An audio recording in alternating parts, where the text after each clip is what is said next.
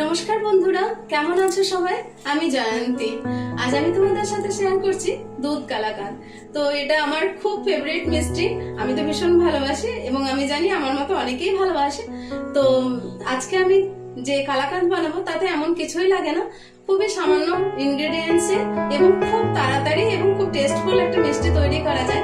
তো এমনি কালাকাঁদ তো খেতে সবারই ভালো লাগে। তো চলো বন্ধুরা, ঝটপট বানিয়ে নিই এই কালাকাঁদ। প্রথমে আমি কড়াইয়ের মধ্যে একটু ঘি গুলিয়ে নেব, তাহলে দুধটা যখন কমপ্লিটের দিকে আসবে তখন লেগে লেগে যাবে না।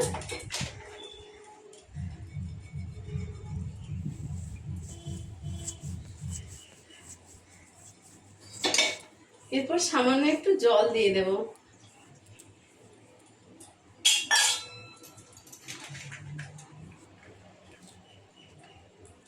আমি আজকে 1 লিটার দুধে করছি, আর এটা ফুল ফ্যাট দুধ আছে।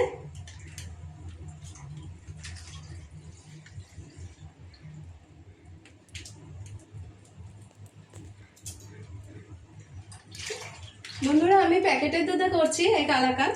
তো গরুর দুধেও হতে পারে এবং গরুর দুধে আরো অনেক টেস্টি হবে। গরু বা মোষ যে কোনো দুধেই হতে পারে, সেটা কোনো ব্যাপার না।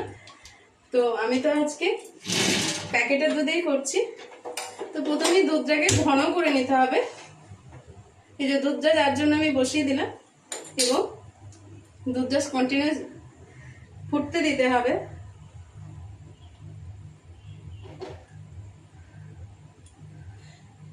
বন্ধুরা, দুধ যদি আমি হাই ফ্লেমে এটা যদি দুধটা মানে ফোটাতে পারি, তাহলে ঘন হয়ে যাবার পরে দুধের রংটা সাদা হবে এবং কালাকাঁদের রংটা অনেকটাই সাদা টাইপের হবে। কিন্তু দুধটা যদি আমি কম হিটে অনেকক্ষণ ধরে ফোটাই, তাহলে যে চাঁচিটা তৈরি হবে কালাকাঁদের, সেটা কালাকাঁদের তৈরি করার জন্য, তো সেটা একটু লালচে কালার হবে। তো আমি এটা চেষ্টা করবো সবসময় দুধটা হাই ফ্লেমেই বয়েল করে নেবার জন্য। তো বন্ধুরা, এটা বয়েল করতে দিয়েছি, বয়েল হতে থাকুক, আমি এবার বাকি কিছু কাজ সেরে নিই। বন্ধুরা, আমরা দেখেছি কালাকাঁদ না একটু দানা দানা দানা টাইপের হয়। তো ওই দানা দানা টাইপটা এই জন্য হয় কি, ওতে পনির অ্যাড করা থাকে। পনির অ্যাড করেও হতে পারে, বা লেবুর রস বা সাইট্রিক অ্যাসিড বা অ্যাসিটিক অ্যাসিড দিয়ে দুধটাকে ফাটিয়েও সেটাও করা যায়। তো আমি আজকে এটা পনিরের সাথে করব। তো যার জন্য আমাকে পনির নিয়ে নিয়েছি কিছুটা। এইখানে 300 গ্রাম মতো হবে পনির আছে, 300 থেকে 350 গ্রাম হবে। তো এই পনিরটা আমি প্রথমে গ্রেড করে নেব। চলো বন্ধুরা, এটা এবার গ্রেড করে নিই।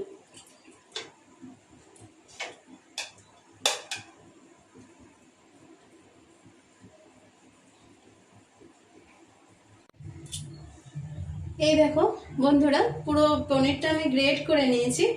তো এটা আমি রেখে দিচ্ছি। আমি সময় মতো আমি এটা দেব। প্রথমে দুধটাকে ভালো করে ঘন করে নিতে হবে, তারপরে আমি এটা অ্যাড করব। তোমার এটা রেডি করা এখন রইলো। এই কালাকাঁদ বানানোর জন্য এমন কিছুই কাজ নেই, শুধুমাত্র এই দুধটাকেই যা একটু সময় নিয়ে, যতক্ষণ না এটা শক্ত হয়ে যাচ্ছে, মানে চাঁচি ফর্মে আসছে, ঘন হয়ে আসছে, ততক্ষণ পর্যন্ত বাস এটা নাড়াতে হবে। বাস এটাই একটা মেন কাজ, আর কিছুই না। এটা হয়ে গেলেই খুবই তাড়াতাড়ি হয়ে যাবে।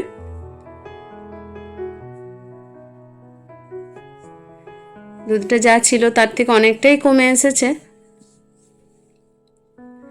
অর্ধেকের কম হয়ে গেছে প্রায়। এরকম অবস্থায় আমি এর সঙ্গে ওই গ্রেড করে রাখা পনিরগুলো অ্যাড করলাম।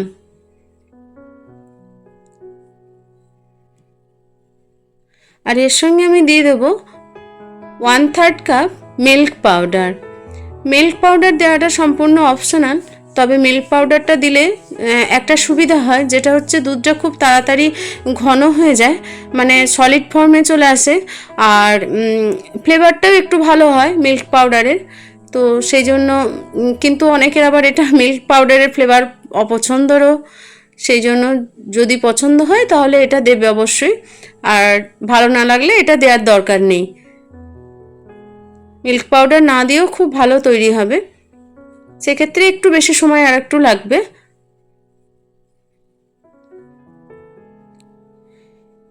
হয়ে গেছে, এবার অনেকটাই ঘন হয়ে গেছে দুধটা।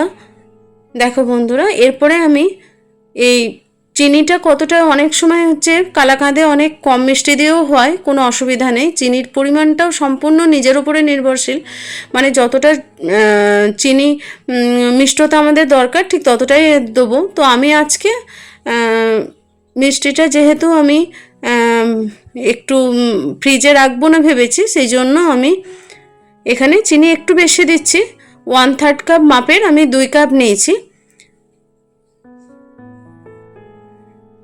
কাপটা আমার 1/3 কাপ ছিল, সেই হিসাবে আমি 2 কাপ নিয়েছি। কিন্তু চিনিটা একবারে দিলে হবে না, চিনিটা আমি দুধটা যখন ঘন হয়ে যাবে, চিনিটা মেজার করে রেখে দিয়েছি, এরপরে দুধটা যখন অনেকটাই ঘন হয়ে যাবে তো সেই অবস্থায় আমাকে অল্প অল্প করে চিনি মেশাতে হবে।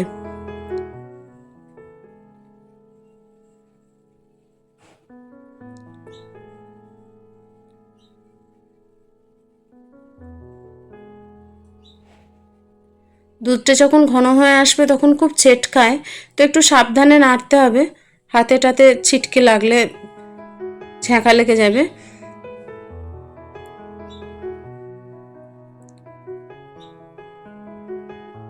খুব দেখো বন্ধুরা কেমন ছেটকাচ্ছে দুধটা, এই দেখো এতটা ঘন হয়ে গেছে।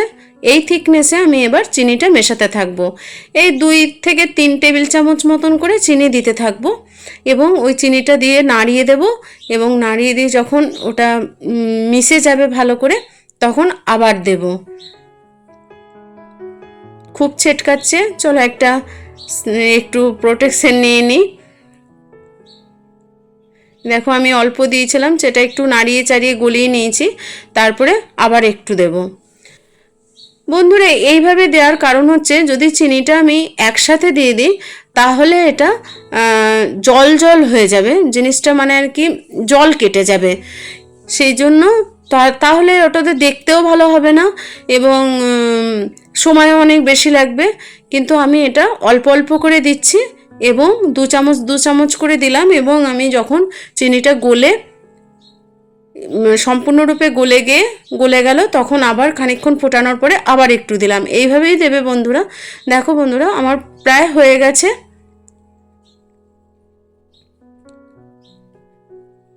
এবার হচ্ছে এটা কি করে বুঝবো, যখন এই দেখো কড়াই থেকে ছাড়া ছাড়া হচ্ছে এবং কড়াইয়ের মাঝখানটা যখন একটু ফাঁক করে দেখা যাবে যে দুধটা খুব বেশি ওই ফাঁকা জায়গায় আসছে না, তখন এটা তৈরি হয়ে যাবে।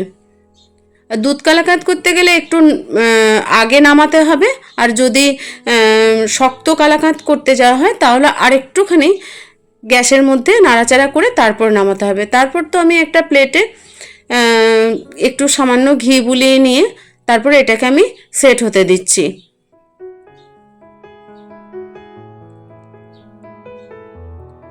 দেখো বন্ধুরা কত সুন্দর দেখতে হয়েছে।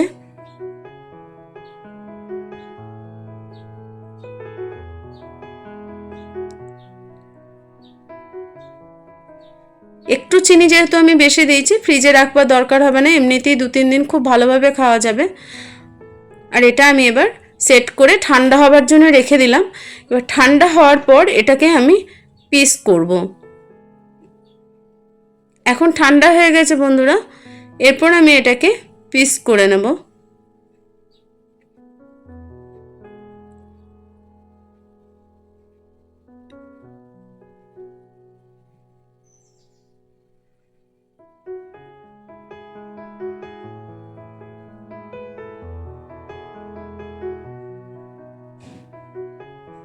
শেপ যেমনভাবে দেওয়া যেতে পারে, তবে কালাকাঁদ স্কোয়ার শেপেই বেশি ভালো লাগে। দেখো বন্ধুরা একদম খাবার জন্য পুরো রেডি হয়ে গেছে, ভীষণ সফট হয়েছে এবং মাউথ মেল্টিং হয়েছে। বন্ধুরা তোমরাও এভাবে একবার বানিয়ে দেখো ঘরে, দোকানের থেকে অনেক খেতে ভালো হবে। আর খুব সহজ এটা বানানো, যে কোনো সময় যে কোনো মুহূর্তে এটা বানানো যেতে পারে, খুব তাড়াতাড়ি তৈরি হয়ে যায়। খাবার জন্য পুরো রেডি হয়ে গেছে কালাকাঁদ আমাদের। ভিডিওটা শেষ পর্যন্ত দেখার জন্য অনেক অনেক ধন্যবাদ। সবাই খুব ভালো থেকো, সুস্থ থেকো, আনন্দে থেকো। দেখা হবে পরের একটি ভিডিওতে। Thank you.